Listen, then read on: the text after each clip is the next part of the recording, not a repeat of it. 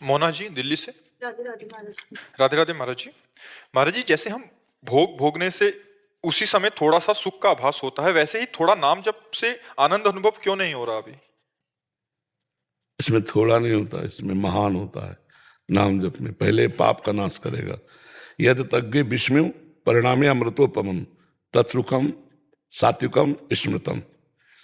और यद तज्ञ अमृतोपमम परिणामे विष्णु तत्सुखम राजसम स्मृतम।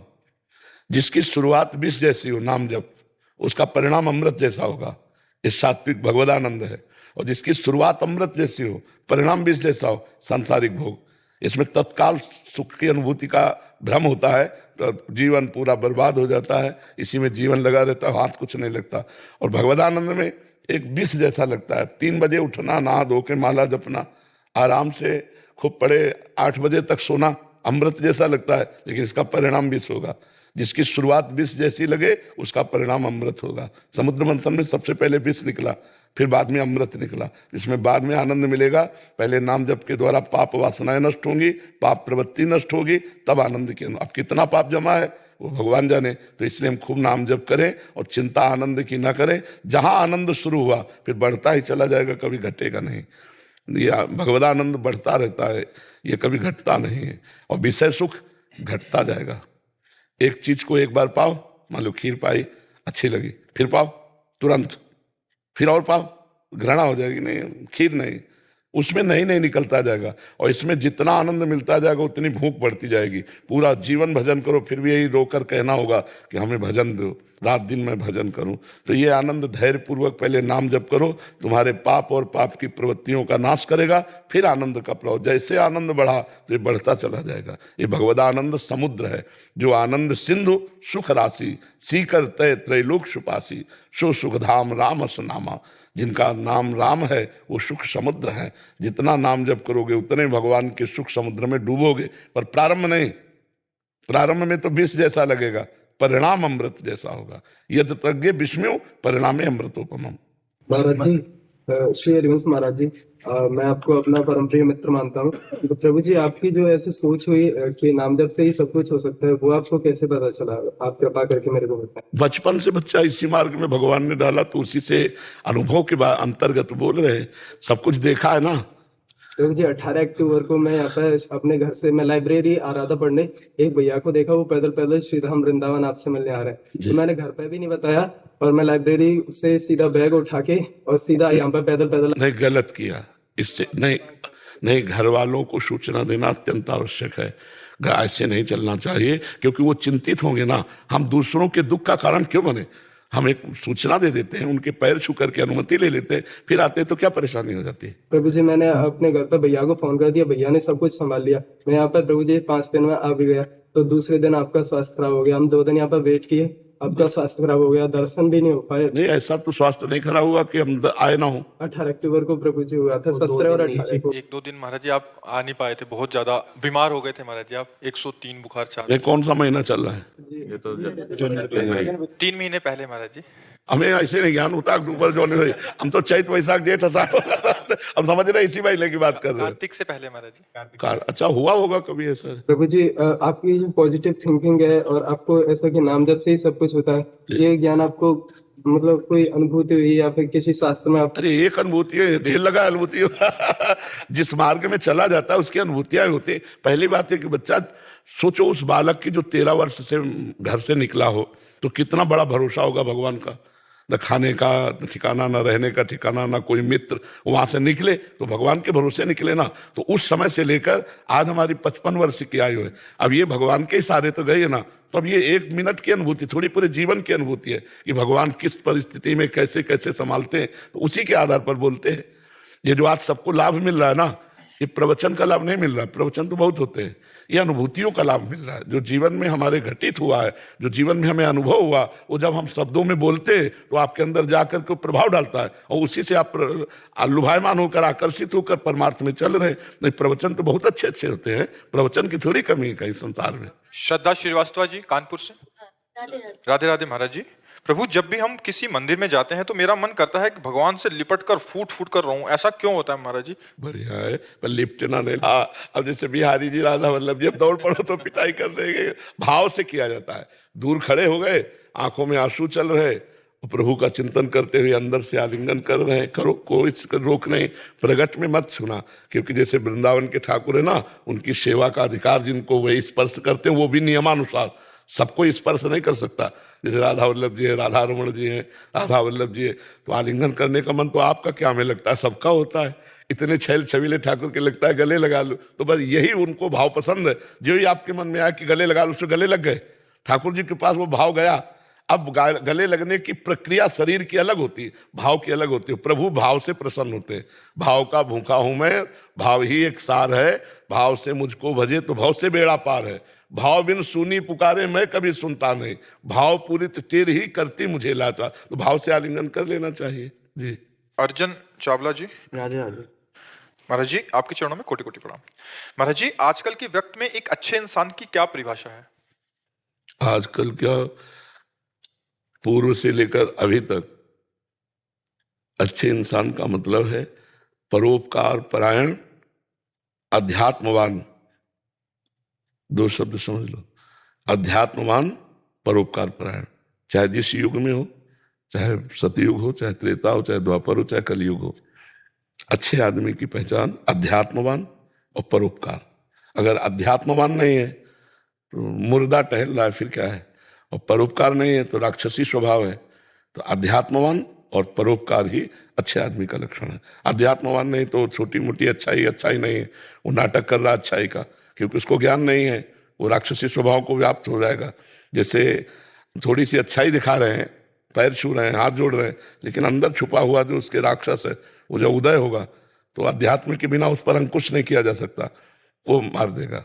आदमी के दो चेहरे होते हैं, एक दिखावटी कैमरे के सामने वाला अलग और एक कैमरे के पीछे वाला अलग।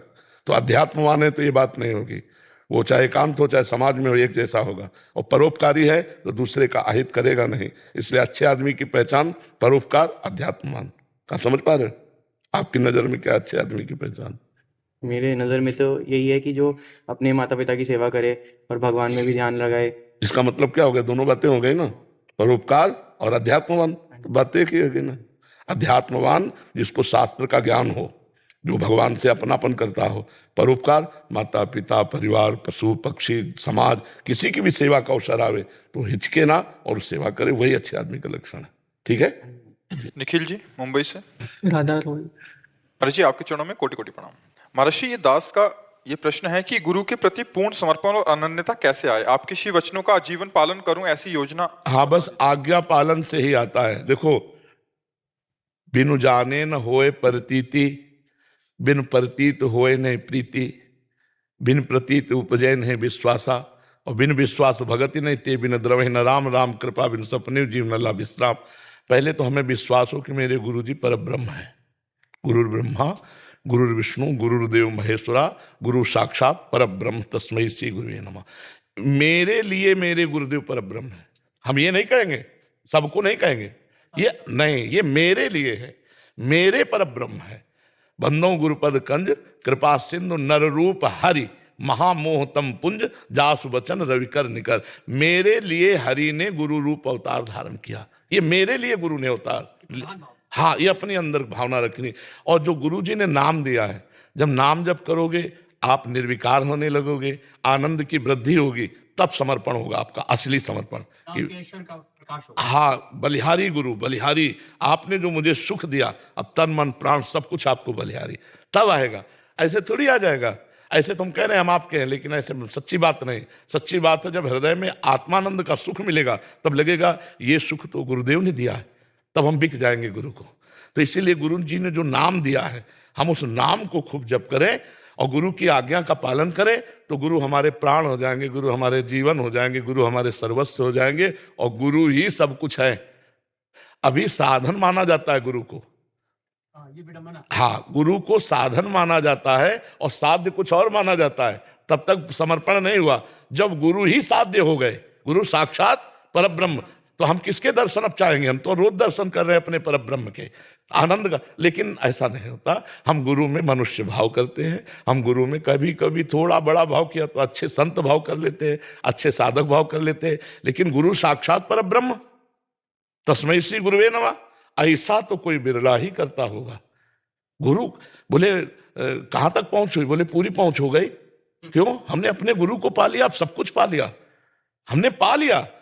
बोले तुम सिद्ध हो गए? बोले हम सिद्ध नहीं हुए पर सिद्ध के हो गए, हम सिद्ध के हो गए। हमारे हमने परब्रह्म का वर्ण किया, हमारे गुरुदेव परब्रह्म है। पर ये अंदर भाव आना, नहीं तो गुण दोष में शरीर के अनुसार हम गुरु का भाव रखते हैं, परब्रह्म का भाव तो कोई बिरला ही रखता है। और जो परब्रह्म का भाव रख ले तो फिर सब बेड़ा पार है। अब हमको किसके चाहिए? हमारे गुरु मिल गए हो गए, हमारे गुरु मिल गए हो गए। देखो गुरु के वचनों पर विश्वास। एक दिन भक्तमाल जी में एक चरित्र है कि एक शिष्य गुरु की सेवा के लिए भिक्षान्न मांगने जाते थे, तो 10-5 गांव मांग लिए और फिर वो 2-4 महीने चला, फिर मांग लाए। तो मांगने जा रहे थे और संत सेवा करते थे, गुरु जी संत सेवा कराते थे। तो गुरु जी ने कहा बेटा अच्छा तुम जा रहे हो भिक्षा को, मैं एक बात कहना चाहता था। तो कहा गुरु जी बताओ। बोले नहीं लौट के आओगे तब बताएंगे। अब जब वो लौट के आए तो गुरु जी पधार चुके थे, विमान बांधा जा रहा था। तो उनका भाई क्या हो गया? बोले आपके गुरु जी तो गए। बोले ऐसा नहीं हो सकता, गुरु के वचन कभी मिथ्या नहीं होते, उन्होंने कहा था लौट के आओगे तब हम आपको बात बताएंगे। तो बोले नहीं, बोले वो तो पधार गए, विमान बांधा जाता। बोले छोड़ो, गुरु जी ने कहा था कि हम लौट के आएंगे तब बात बताएंगे। नजदीक गए, प्रणाम किया, बोले गुरु जी लौट के आ गए, बात बताओ। उठ के बैठ गए, उठ के बैठ गए। बोले बेटा जैसी तुम्हारी हमारे में प्रीति है वैसी सब संतों में प्रीति कर लो तो बात बन जाए। तो बोले गुरु जी 1 साल के अंतर्गत, 1 साल में सेवा करूंगा, 1 साल के अंतर्गत आप बताओ कि आप में और संतों में भेद तो नहीं किया, फिर आपका मन हो तो परम धाम चले जाना। 1 साल फिर रहे गुरु जी। उनकी बुद्धि है कि मेरे गुरु जी परम ब्रह्म है। और हाँ, और सारे बख्शना। हाँ, और जब वो सत्य है तो हमारी अनुपस्थिति में उस प्राण कैसे त्याग सकते? उन्होंने कहा था बताएंगे। विश्वास, विश्वास। जैसे हरि बाबा के यहाँ कीर्तन होता था अनूप शहर बांध में, जो हरि बाबा का नाम सुना होगा। हाँ, तो एक भगत रोज कीर्तन में सब आते थे, तो वो भगत नहीं आए। तो बाबा की दृष्टि गई, घंटा उठाते और कहा वो नहीं आए। बोले तो पधार गए। बोले नहीं यार, बिना कीर्तन किए कैसे पधार गए? बोले लाओ, तो विमान में आए थे। बोले रस्सी खोलो, और घंटा हरी बोल, घंटा बजाए। बोले कीर्तन करके जाओ यार। उठ के बैठ गए, कीर्तन हुआ। अब ये नए बच्चे भी विश्वास करेंगे इन बातों में। कीर्तन हुआ, इसके बाद कहा जाओ श्री कृष्ण के पास। कर तुम अकर तुम अन्यथा कर तुम, भगवान और भगवान के भक्त दोनों होते हैं। तो हम भगवान के भक्तों में भगवत भावना कर लें यदि, तो हमारा बहुत जल्दी काम बन जाए। क्योंकि गुरु में भगवत बुद्धि होना बहुत कठिन बात है, बहुत कठिन बात है। आप सब देख लो, ये गुरु में भगवान की बुद्धि होना, गुरु जी की कृपा से भगवान मिल जाएंगे, इस बात में विश्वास हो जाएगा। लेकिन गुरु जी ही भगवान है, इस बात में थोड़ा कहने को होगा, कहने को होगा, लेकिन हृदय में ये बात नहीं होगी। अगर हृदय में, तो अब मेरे को क्या साक्षात्कार करना? मैं तो अपने गुरुदेव को रोज देख रहा हूं, साक्षात्कार हो गया मुझे गुरु का। बस इसी विश्वास से बात बनती है।